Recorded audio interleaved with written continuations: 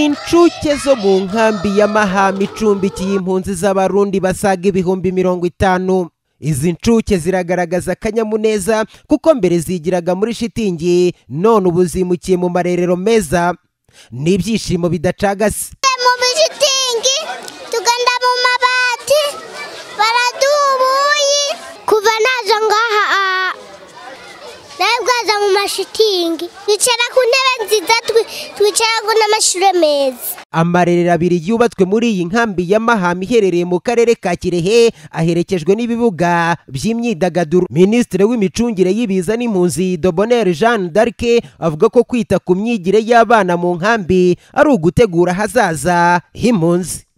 Mu by'ukuri iyi nkambi iri mu nkambi mu Rwanda zituwe cyane kuko kugeza ubu tuyibaruramo impunzi z'abarundi bagera ku 58.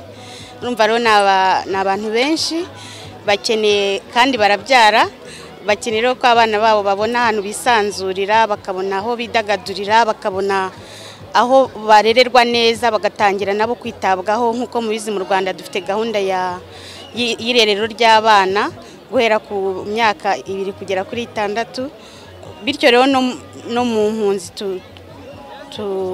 tuhashyira iyo gahunda kugira ngo nabo babe bakura neza, kuko nabo n'abana b'isi n'abantu n'ikiremwa muntu tugomba kwitaho. Kugeza ubu murabona hari aho bubatse ibyumba by'irerero ry'abana bato, ibyumba bigera ku 8, ariko hari naho kwidagadurira, hari imikino itandukanye, bikaba rero byaratwaye amafaranga agera kuri miliyoni 250 z'amanyarwanda. Aya marerero y'abana yuzuye mu nkambi ya Mahama afite ubushobozi bwo kwakira abana 880. Ni mu gihe abana bago bari mu gihe cyo kwiga basaga ibihumbi 5200. Bivuze ko hari abandi bana basaga ibihumbi 4 bakigira muri shitingi.